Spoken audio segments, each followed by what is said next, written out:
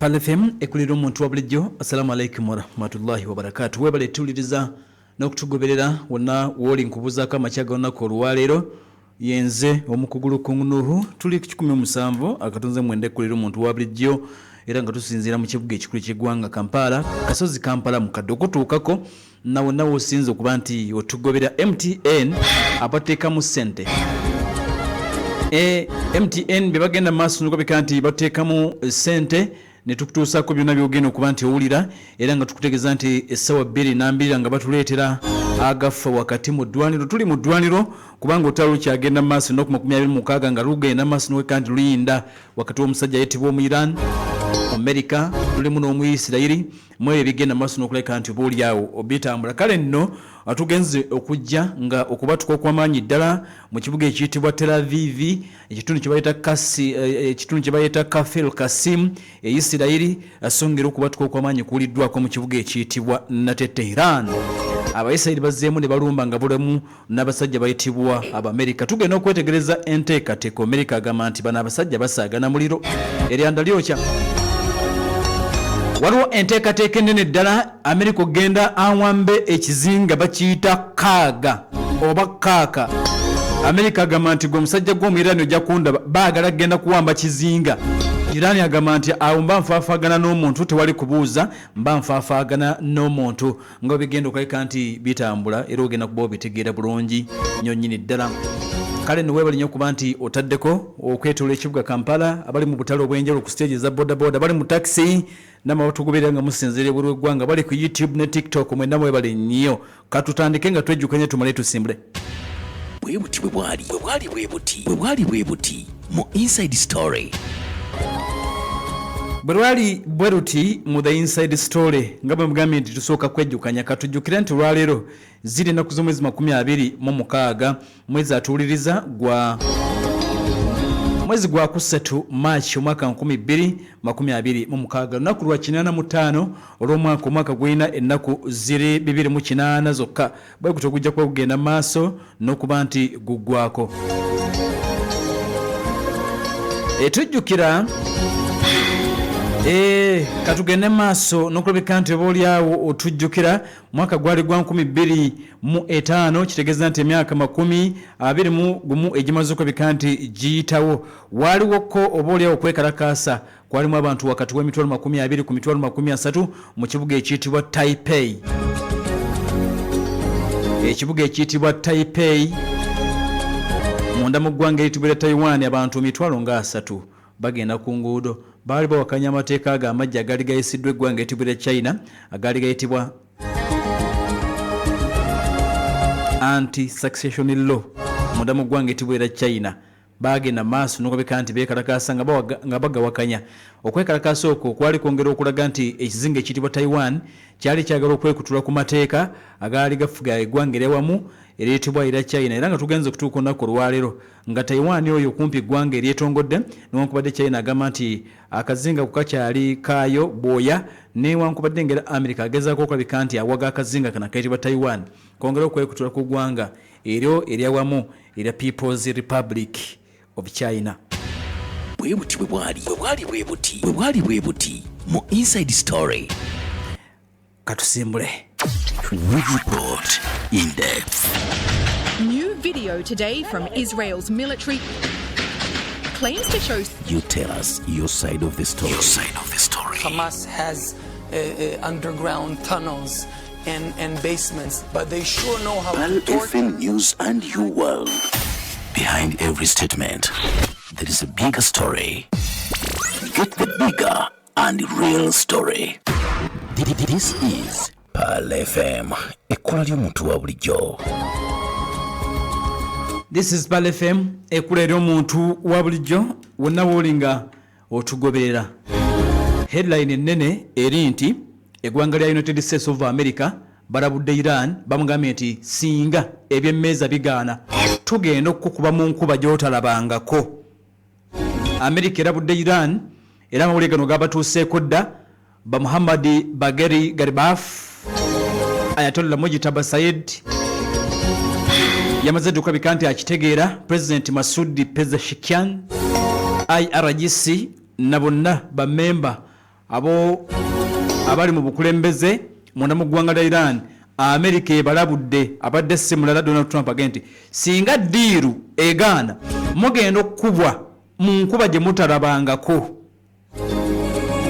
Trump ayogedde bagenda kubwa mu nkuba gye batalabangako. Abasajja bayitibwa ba Iran ekyo bamaze okulabika nti bakitegeera ye headline ennene eriwo.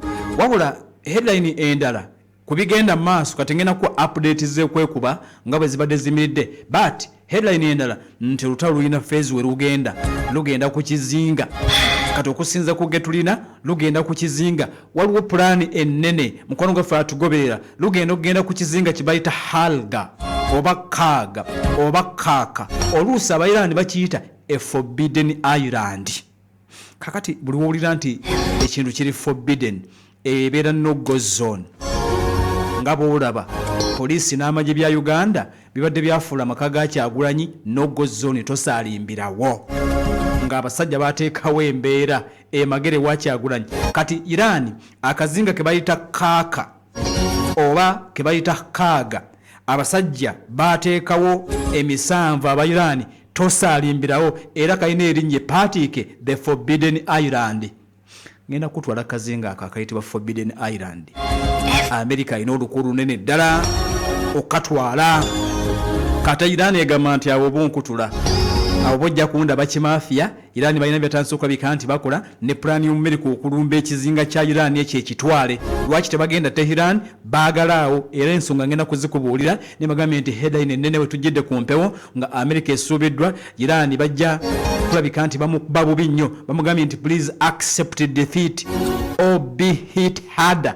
Accept defeat, kkiriza nti olutalo lukulemye tukuwangudde, or be hit harder oba ogenda kubwa. Tehran egambye nedda temujja kunkanga. Kakati katusooke tubiveeko nkubuulire okusooka emmundu nga bwe badde ekyatambula akadde kano kennyini ebya America ogenda okuwamba ekizinga kibayita the forbidden island. At least ogenda kuba obitegeera naye kansuke nkutegeeze nti sirens eddakiika ntono ezimazuka bikandi ziyita obugombe obulabulabu buno abugenda maaso nuka bikandi buvuga across ekibuga ekitibwa Tel Aviv. Ebibuga okuli Tel Aviv, Yeruzalemi, abasajja bayitibwa Abaisirairi bagenze maaso nukulabika nti balengedde emizinga emirala of course egiva munda mu ggwanga era Islamic Republic of Iran. Kakati okuva ekiro babadde bakyafaafaagana n'emizinga, wabula musaawa batugambye nti musaawa nga emu n'ekitundu eyise Iran ebadde yakalonkinga waves zibadde nga za mirundi 3 musaawa emu eziyise, kitegeeza nti buli dakiika nga 30 abasajja bayitibwa aba Iran babadde bakasuka nate emizinga nate okwetolola eggwanga eriyitibwa erya Isirairi. Naye nga ate mu kaseera ke kamu ebifo Isirairi tujja kwongera kantu bitegeera, naye nga gwe manya nti Iran ekyasukuma era gisukumye nga mikambwe, kyokka era defense systems zimaze okubeera activated. Bazitaddeko defense systems zino bazitaddeko okwetola eggwanga eriyitibwa erya Iran. Tehran bagamba nti eya campaign egenda maaso n'okulabika nti ampuliriza nate etambula. Batugambye nti air defense systems being activated here in the capital of course Tehran. Reports zitegeezezza nti waliwo drone activities zirabiddwako. Drones abasajja ba America n'abasajja bayitibwa ba Israeli eastern and northern parts of Tehran. Wabadde drones abasajja ba America n'aba Israeli ezigenze maaso n'okulabika nti obuliawo zirumbye. Kyokka bategeezezza nti era obulumbaganyo obulala bukoleddwa America n'aba Israeli ku kitundu ekiyitibwa Shirazi, ekintu kibayita Lamadi n'ekintu kibayita Isafahani nate bagenze maaso n'okulabika nti abasajja balumbyeyo, si balala ba Isiraeli balumba omusajja ayitibwa nato mu Iran. Iran alumba babagezaako okulabika nti bamulumba, kyokka atejjukira nti yawo okulumba ayina wangi, alumba Tel Aviv n'alumba enkambi za America. Kakati era mu ngeri yemu eggwanga lya Iran lirino ligenze maaso n'okulabika nti obaolyawo lirumbye eggwanga etibwa lya UAE batugambye nti air defense systems currently ziri mu kudiringa ne missile threats okuva mu ggwanga ereetebwa erya Iran. abe UAE nabo bakedde mpuliriza bali bize nnyo nnyini ddala nga bagezaako okugibaka nate egivudde munda mu ggwanga erya Iran. Waliwo footage wuno gwe tulengedde akwatiddwa surveillance cameras agenda maaso nokabika nti alaga nate rockets ezivudde mu kitundu ekyamambuka ga mu kitundu ekyamaserengeta ga Lebanon nga zigenda maaso n'okukubwa nga ziri mu bwengula bw'ekibuga bw'eggwanga etibwa erya Isirairi. Wabadde emizinga egibadde fired okuva mu ba Hezbollah Lebanon nga bagisindika mu maserengeta mambuka g'eggwanga etibwa erya Isirairi. Kakati nga tuzze Isirairi yennyini batugambye nti waliwo abantu abafunye ebisago okusinziira no ku mawulire agavaayo. Mukutu gwe bayita Artuz Sheva gutugambye nti waliwo abantu abafunye ebisago. Wabadde cluster missile nkola mpeya mu Iran bagisindika ng'erimu obuto. Kati batugambye nti ekibuga kibayita Kfar Qasim east of Tel Aviv waliwo omuzinga ekika ekya cluster oba guze ne clusters gugenze maaso nuko bikandi gugudde side awo era nga emergency services ezeggwanga ereetebwa erya Isirairi bali mu kusindika basawo wano mu kitundu kibayita Kfar Qasim balabo banga waliwo abalumiziddwa nenga bagambye nti cluster missile egenze maaso nuko bikandi egudde mu kitundu kibayita Kfar Qasim of course okuva mu namugwanga ereetebwa erya Iran. Taddeko pale FM kwero omuntu wa bulijjo webali nnyo webali eddala badde njagala kusooka kubuulira nga bagenda maaso n'okubeka nti beekuba wayitawo eddakiika nga 30 zokka Israel ne reportinga nti ebyuma bibeera birengedde emizinga gy'eggwanga ereetibwa erya Iran emirala egyongera okulabika nti gisituka nejje buli eno so nga Saudi Arabia bagamba nti drones nga 11 nabo babadde bize Eastern Province eggwanga erya Saudiya batugambye nti waliwo emizinga egigenze maaso bagamba nti zibadde drone zisindikiddwa semizinga mu Eastern Province ey'eggwanga ereetebwa erya Saudi Arabia nabo bakedde bali mu kufaafaagana najo ate amawulire nga bwe tugenze maaso n'okulabika nti tugalengedde. Ataddeko Pal FM ekwera omuntu wa bulijjo kitegeeza nti war on olutalo terunnabagenda maaso n'okulabika nti oba oli awo oluggwa abasajja bakyalumba era bakyerumba. Iran bakyalumba n'eggwanga etibwa America bakyalumba ku Isirairi era basigadde bakyagenda maaso n'okulabika nti oba oli awo balumba. Tutegedde nti abantu ekitundu ekiyitibwa Kfar Qasim awo bagudde cluster ya Iran. Israel tugambye nti abawerako bayinza okuba bafunye nate ebisago era nga medical teams ziri mu kurashinga okutuuka wano bibadde eddakiika ntono emabega ekitundu kibayita Kfar Qasim okusinziira nno ku mawulire bwe tugenze maaso n'okulabika nti oba oli awo tugategeera. Ataddeko Pal FM ekwera omuntu wa bulijjo kakati ne tutegeera Iran batugambye nti waliwo emizinga egikubiddwa ku Nevatim and Tennof airbase z'eggwanga etibwa erya Isirairi. Iran etugamba nti Nevatim airbase, Tennof airbase, ennyonyi z'eggwanga etibwa erya Isirairi filiiti eya F-35 gye zibeera bagamba nti bakubyeyo okusinza kuba Iran. Bagamba Tennof ne Nevatim bakubyeyo era batugambye nti Mossad headquarters e Tel Aviv nazo bazitagetinze wabula tetunnaba kumanya obanga wabadde impact kitegeeza nti emizinga gigwiridde ddala wabadde bagisindise obanga agikwatiddwa. But statement evudde mu IRGC bwe batubagambye nti bakubye Nevatim ne Tennof Air Base ate nga ne headquarters eza Mossad Tel Aviv nti bazitagetinze. Ajjukira nti olunaku oluyise Israel bategeezezza nti baliko enfo bbiri ezagenze maaso n'okulabika nti zakubiddwa eza IRGC era mu mwezi ezakubiddwa mwemuli nate nti emu ku nfo enkulu ddala ezikola nga headquarters ez'amagye agayitibwa nate IRGC bweba bati bagenze maaso n'okulabika nti bategeezezza we naatuliriza. Kakati ne mbagamba nagano njagala mugategeere mu lutalo nga bwe lukyatambula nkubuulira ebiriwo ebitambula wano na wali nakino tukitegedde. Iran bagambye nti olunaku oluyise bamulumbe bubi nnyo headquarters zakubiddwa ne leero bakedde kumusabula bati tutegedde na bino nti waliwo high intensity and decisive battle ejja munaku eziddako wayinza okubawo olutalo katubagambe ntubadde twaba olutalo ennaku 26 eziise naye olutalo lwennyini luyinza okuba nga lujja olutalo lwennyini era tutegedde nti Iran eri mu kuteekateeka amagye gaayo. Katugambe nti amagye ga Iran naga Isiraeli gabadde tegannaba kulwana bintu bibadde byakwekasukira kati okulwana kwennyini kuyinza okuba kulyawo. America essaawa yonna agenda okujja ku ground, bagenda okuteeka mu boots bajje ku ground.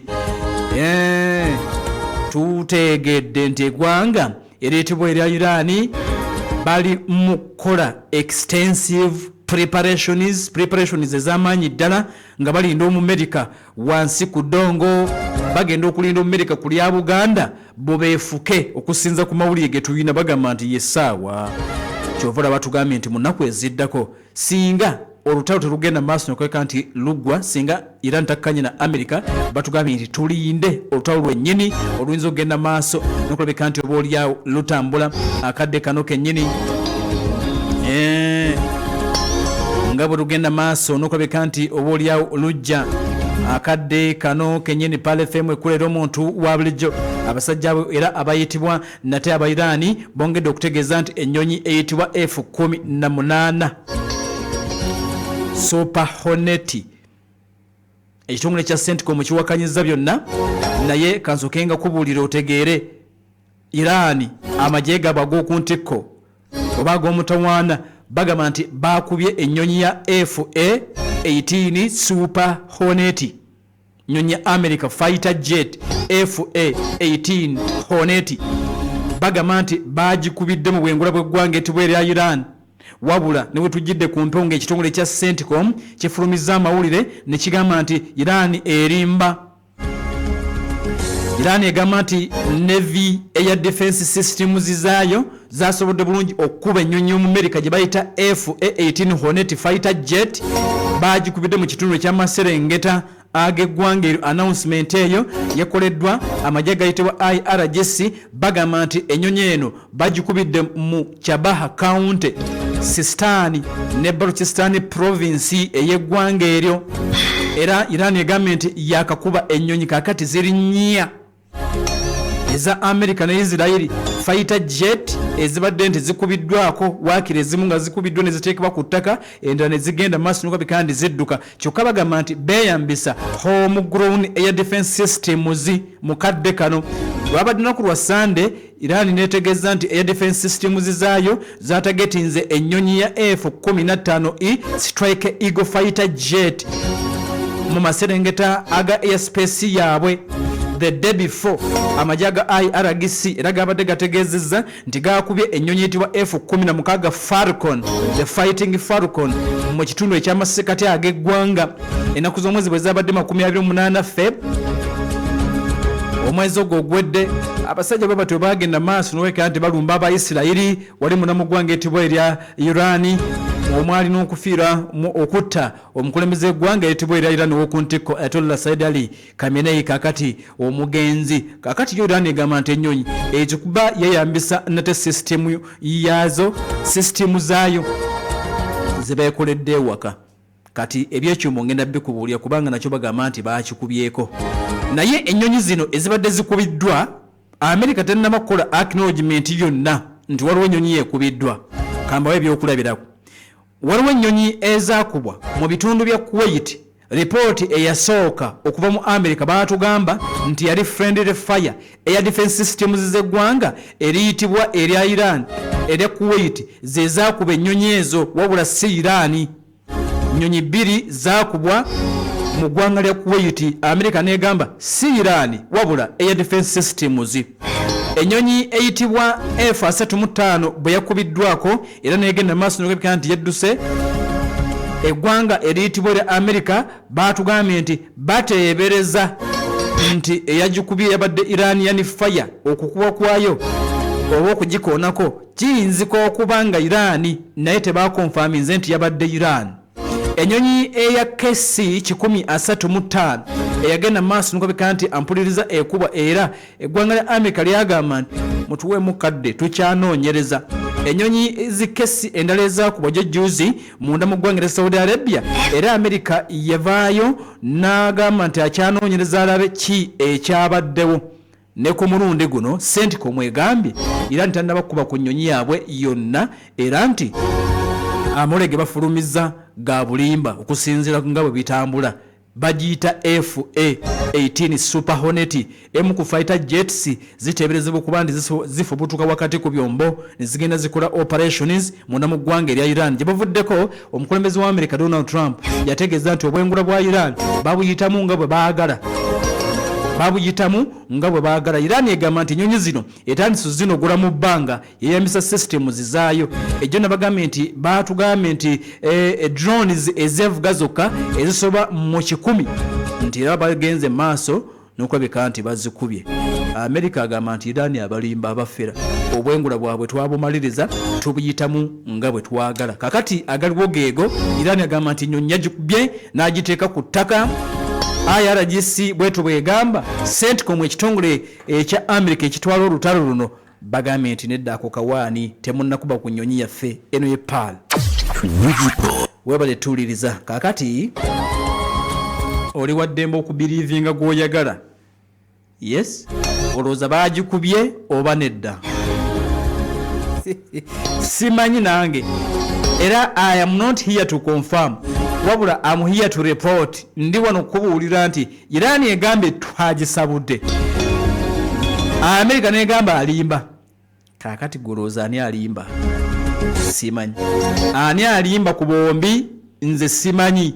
Kati ngenda babuulira ebyekyombo n'ebyekizinga kibayita kak ne akatambika Iran balaze ebyuma ebirala aba Iran tunaggwa luno sisuubira. Wabula nkujjukiza Senga Sumaya Abo Center kujja nnyo bisedagala ngala ya butonda gamba nti genda wali